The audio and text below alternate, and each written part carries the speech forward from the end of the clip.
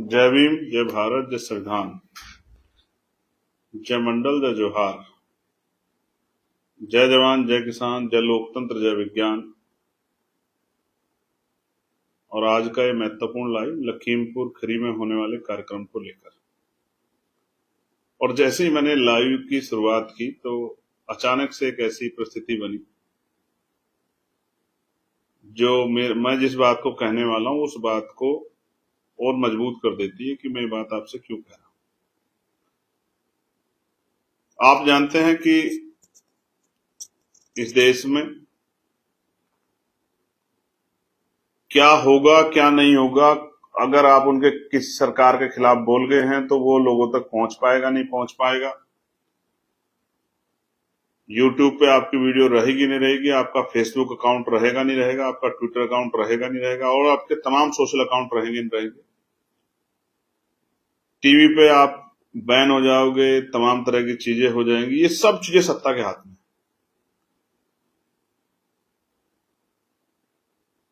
तो जैसे मैंने लाइव शुरू किया, मेरे बिना कुछ कही तत्काल मेरा लाइव बंद हो गया, फिनिश लिखा के, और वो पूरा लाइव खत्म हो गया। तो ये इस बात का उदाहरण है कि जब सत्ता आपके खिलाफ होती है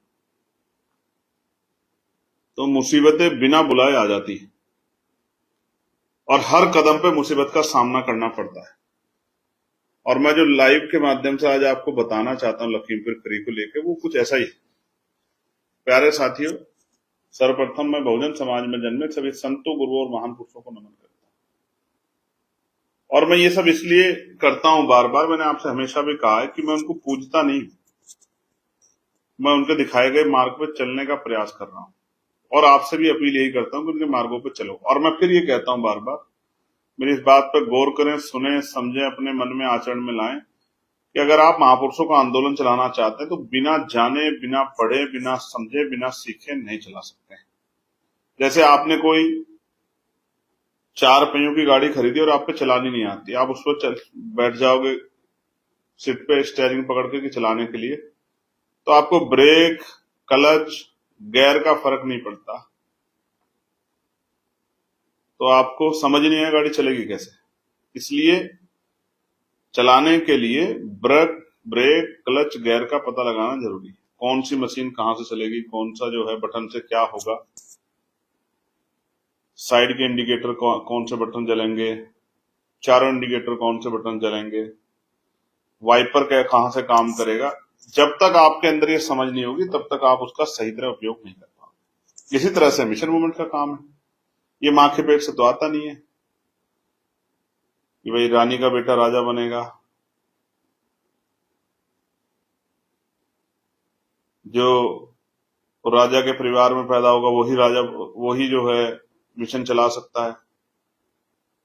जो सीखेगा, जिसकी समझ में आ जाएगा, जो जुल्म जाति अन्याय अत्याचार सहेगा, वो भी चला सकता है। ऐसा ना होता तो फूले साहब कैसे चला लेते, साहू जी महाराज कैसे चला लेते, बाबा साहब अम्बेडकर कैसे चला लेते, मान्यवर काशीराम साहब कैसे चला लेते।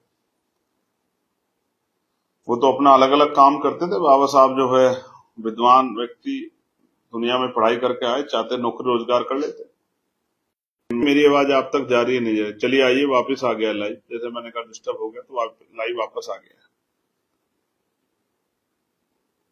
इसलिए मिशन मूवमेंट को समझे बगैर आप इसको चला नहीं सकते। भले ही आपके पिताजी मिशन मूवमेंट के कितने क्रांतिकारी क्यों न रहे, लेकिन आपसे नहीं आपकी समझ में नहीं आया तो आप नहीं चला सकते।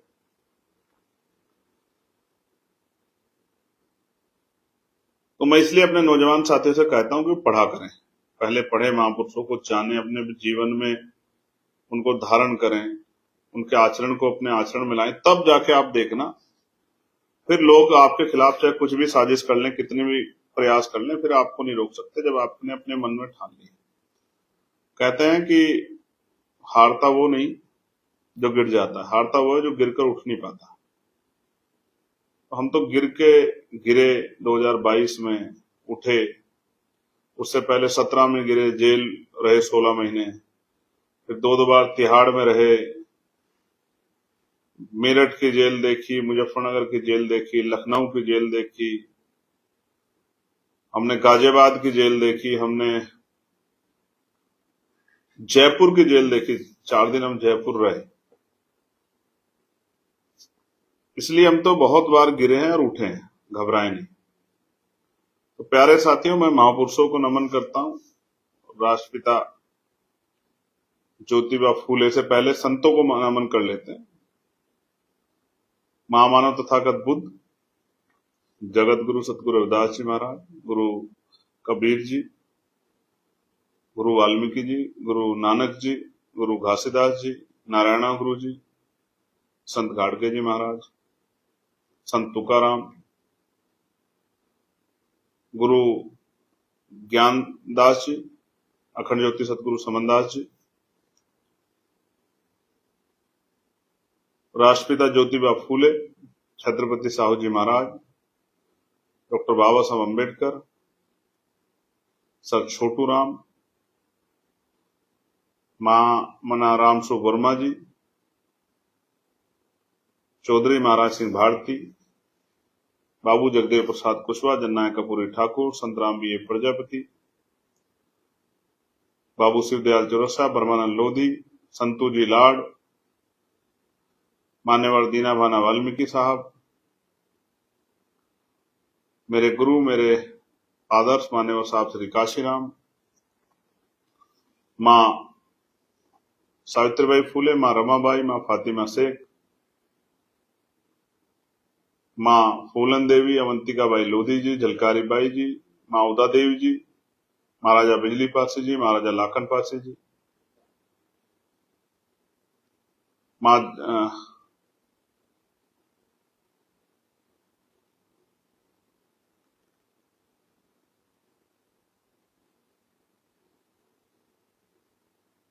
भारत की महान जनता,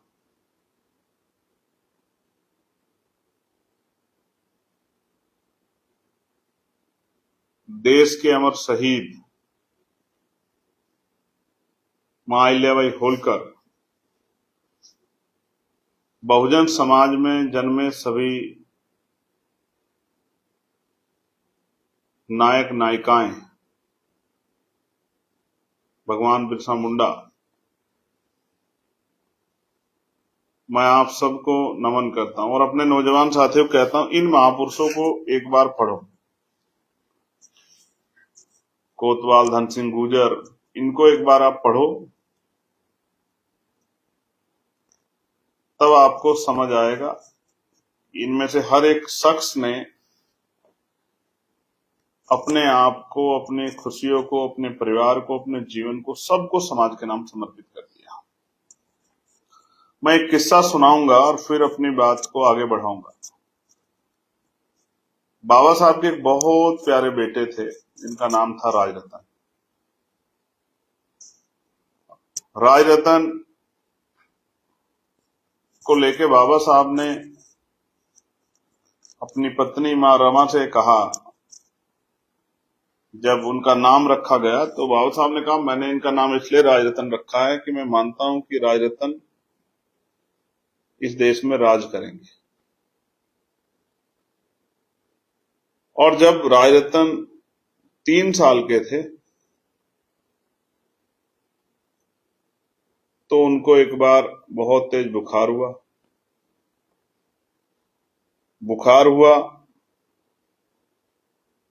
तबीयत थोड़ी ठीक हुई तो बाबा साहब हाई कोर्ट जाने लगे। एक दिन अचानक से तबीयत खराब हुई, 19 जुलाई का दिन था और दोपहर के 2 बजे थे। खबर गई कि राजरतन अब इस दुनिया में नहीं रहे।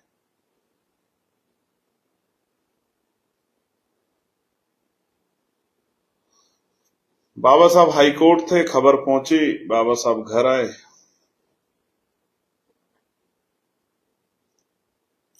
जब मैं इस किस्से को पढ़ता हूं तो महसूस करता हूं, एक पिता जिसने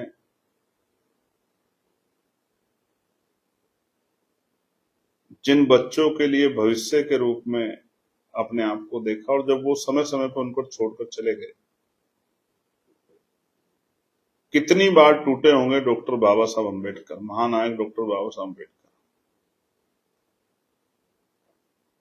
इतने पढ़े लिखे होने के बाद भी उन्होंने देश में अपमान सहा, परेशानी सही। अवसर होने के बाद उन्होंने समाज हित को प्रायोरिटी दी।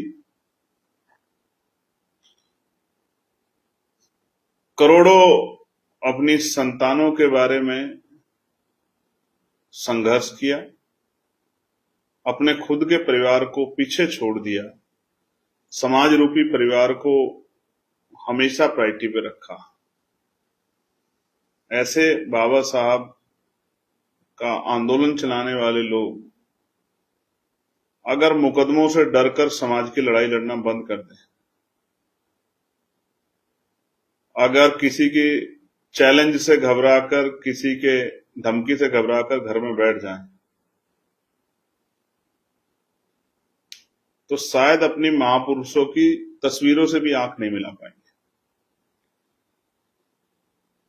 जब हम सत्ता के खिलाफ लड़ने जाएंगे अपने हक अधिकारों के लिए, तो सत्ता हमें मिठाई नहीं देगी, कुर्सी पे नहीं बिठाएगी। सत्ता तो हमें तोड़ने का, रोकने का, डराने का, धमकाने का, पीछे हटाने का पूरा प्रयास करेगी। तो प्यारे साथियों, जैसे मैंने लाइव शुरू किया तो फिनिश लिख के आया और लाइव बंद हो गया। दूसरी बार भी लाइव बंद होने का प्रयास हुआ। तो ये एक रुकावटें हैं जो बात मैं आपसे कहना चाहता था उसके बीच में। लेकिन अभी आज का जो मैंने लाइव किया वो बाबा साहब अम्बेडकर के एक किस्सा बता के जो दर्द मैं महसूस करता हूँ बाबा साहब का, जिससे लोग, मेरे साथी पूछते हैं एनर्जी कहाँ से आती है, वो एनर्जी अपने महापुरुषों के संघर्ष को देखकर आती है, उनके संघर्ष से प्रेरणा लेके आती है, और फिर उन जिम्मेदारियों का एहसास जिनकी वजह से आज हम सम्मान का जीवन प्राप्त कर रहे हैं, उनकी वजह से आती है। तो मैं आपको ये बता रहा था कि आगरा में कार्यक्रम हुआ, उससे पहले मुजफ्फरनगर में कार्यक्रम हुआ। कोई मदद पुलिस के साथी नहीं कर पाए, एडमिनिस्ट्रेशन के साथी नहीं कर पाए। बहुत दूर परमिशन में दिक्कत हुई, परमिशन कैंसिल कराने के लिए एप्लीकेशनें दिलाई गई, फिर वो गाड़ियां बहुत दूर खड़ी कर दी गई, जाम लग गया, कोई बहुत व्यवस्था नहीं थी, बड़ी मुश्किल से लोग वहां पहुंचे। और रैली इस तरह से सड़कों पे, शहर से पीछे जाम लगा कि रैली जब पूरी होने वाली थी तो भी लोग आ रहे थे। जितने लोग ग्राउंड के अंदर थे उससे ज्यादा लोग ग्राउंड के बाहर थे।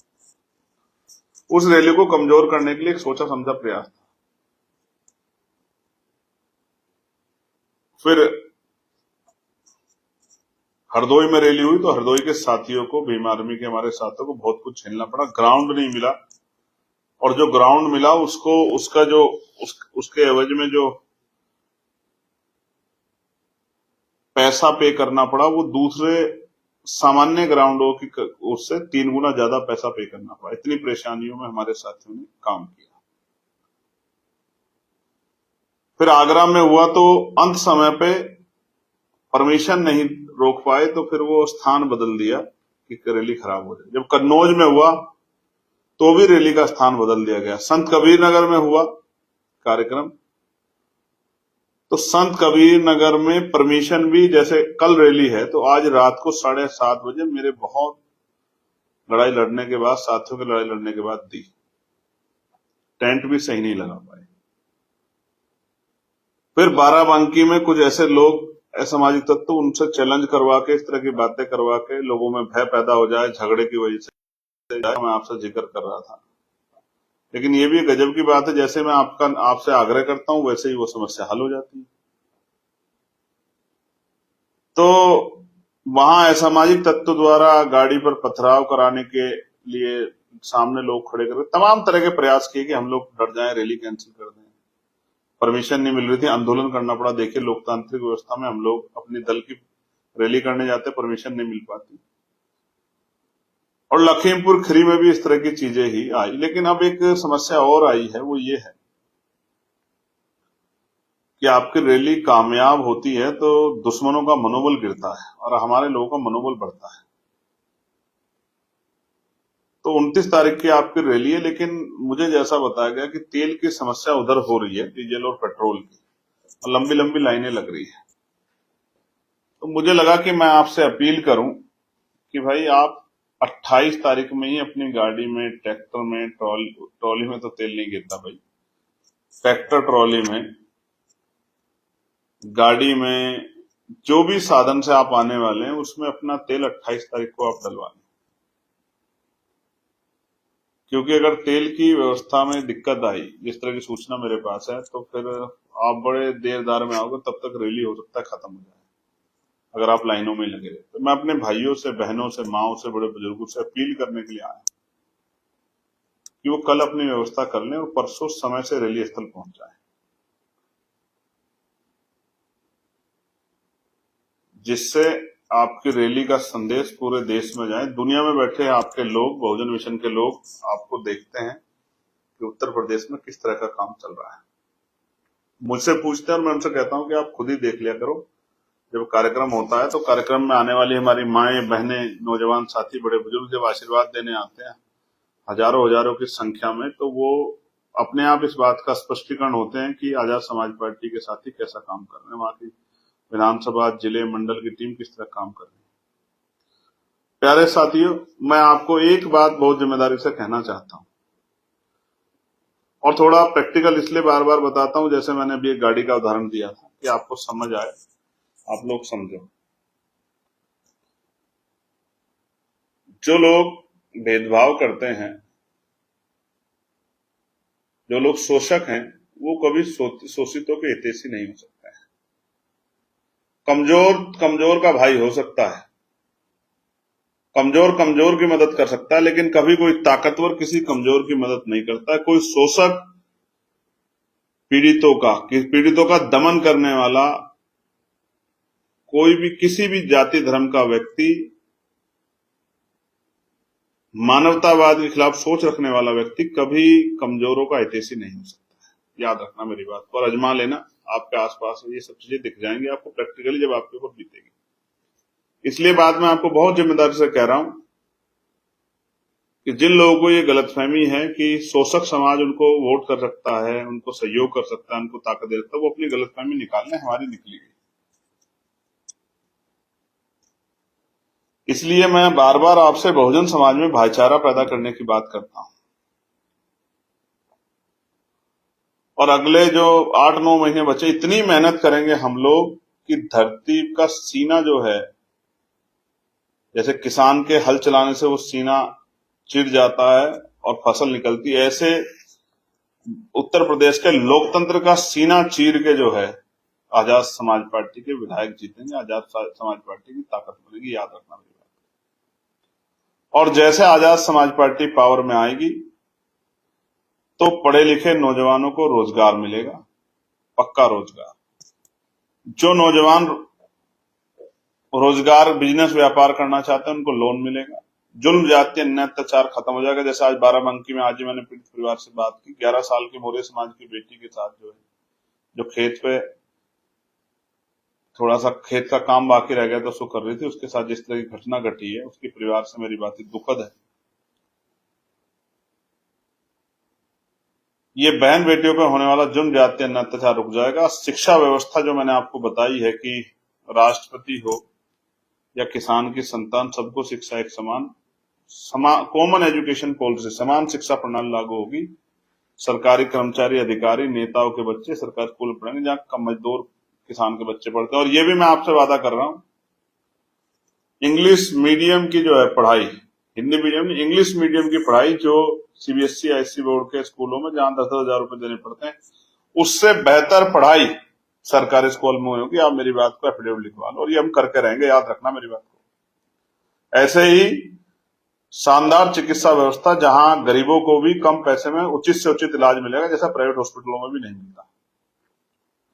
बैकलॉग भरेंगे, पीआरडी के जवानों को, होमगार्ड भाइयों को, भोजन माताओं को, पंचायत सहायकों को, रोजगार सेवकों को, आशा बहनों को, आंगनबाड़ी बहनों को, पुलिस के भाइयों को, उनकी जो समस्याएं हैं।